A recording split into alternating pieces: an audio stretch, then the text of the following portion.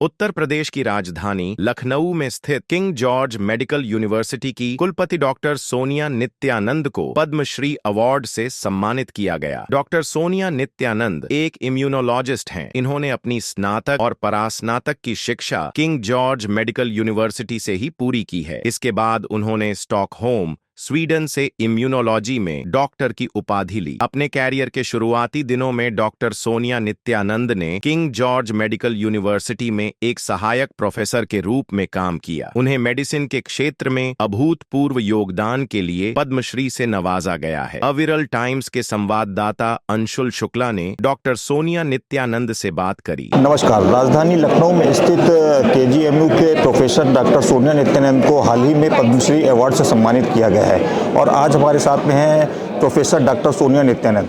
Ma'am, KGMU को और upgrade करने के लिए आपका विज़न क्या है? नमस्कार, मैं doctor Sonia Nityanand, vice chancellor king George's medical university. KGMU मेरा आल्मा मेटा है। मैंने यहीं से अपनी एमबीबीएस करी है और एमडी भी करी, एमडी मेडिसिन में। और केजीएमयू लास्ट फ्यू इयर्स में बहुत आगे बढ़ा है जी। पर मैं चाहती हूँ ये और भी ऊंचाइयों तक जाए। पहला चीज़ है, मैं यहाँ का जो रिसर्च है, रिसर्च शोध है, उसको मैं बहुत आगे बढ़ाना चाहती हूँ, क्योंकि यहाँ पे बहुत पेशेंट्स आते हैं। अब जानते हैं लगभग 8 से 10 हज़ार की ओपीडी डेली होती है और हर किस्म के, हर स्पेशलिटी के पेशेंट आते हैं।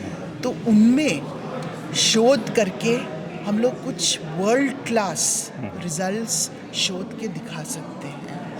तो पहला मेरा विजन है इसका शोध आउटपुट बढ़ाना। मैंने ऑलरेडी इस बारी 10 करोड़ लगभग जो मिला है बजट, उसमें से ईयरमार्क करा हुआ है इंट्राम्यूरल रिसर्च प्रोजेक्ट्स के लिए। हर फैकल्टी को मैं इनकरेज कर रही हूँ अपना एक्स्ट्राम्यूरल प्रोजेक्ट्स भी लेके आए और हम लोग जो अपना बेसिक जो research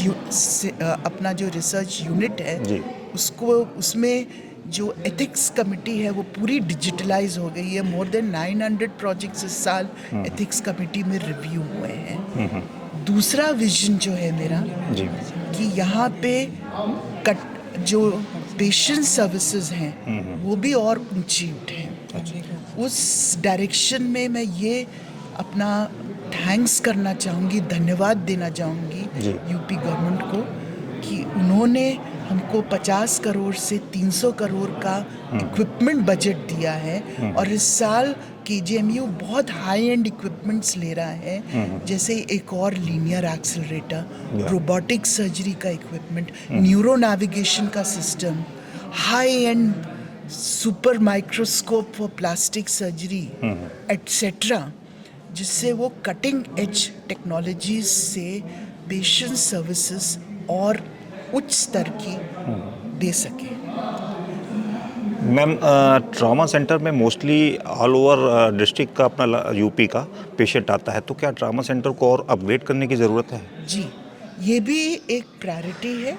infrastructure expansion of KGMU. आपको बहुत प्रसन्नता होगी कि जो एग्जिस्टिंग ट्रॉमा सेंटर है लगभग 450 बेड्स का, आप जानते हैं पूरा भरा रहता है और बेड पाना बहुत मुश्किल होता है और हमें स्ट्रेचर्स पे भी पेशेंट ट्रीट करने पड़ते हैं। तो हम लोग ने प्रपोजल एक शासन को भेजा था एक एडिशनल 500 बेड ट्रॉमा सेंटर का और वो कैबिनेट से अप्रूव हो गया है। तो उसके आने से वो एग्जिस्टिंग ट्रॉमा सेंटर के बगल में ही बनेगा।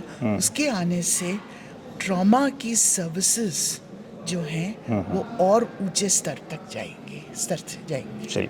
मैम, आप एक महिला हैं, आने वाली और महिलाओं के लिए आप क्या संदेश देना चाहती हैं वुमेन एम्पावरमेंट को लेके? आज आपने बहुत अच्छा प्रश्न पूछा क्योंकि आज नेशनल विमेंस डे है और हम जानते हैं कि गवर्नमेंट ऑफ इंडिया, अपना यूपी गवर्नमेंट महिलाओं के एम्पावरमेंट के लिए बहुत स्कीम्स लॉन्च करी हैं और बहुत सेफ्टी के इश्यूज उन्होंने अडॉप्ट करे हैं। आज हम लोग के यहाँ भी एक लेक्चर था मिसेस बबीता सिंह का IPS on women's safety issues.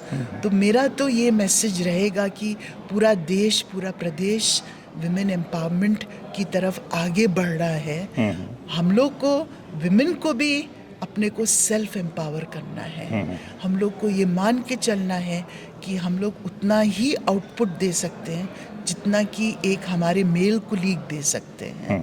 तो मेरा तो संदेश रहेगा कि विमेन को अपने को किसी मेल कुलीग से कम नहीं समझना है, सेल्फ एम्पावरमेंट।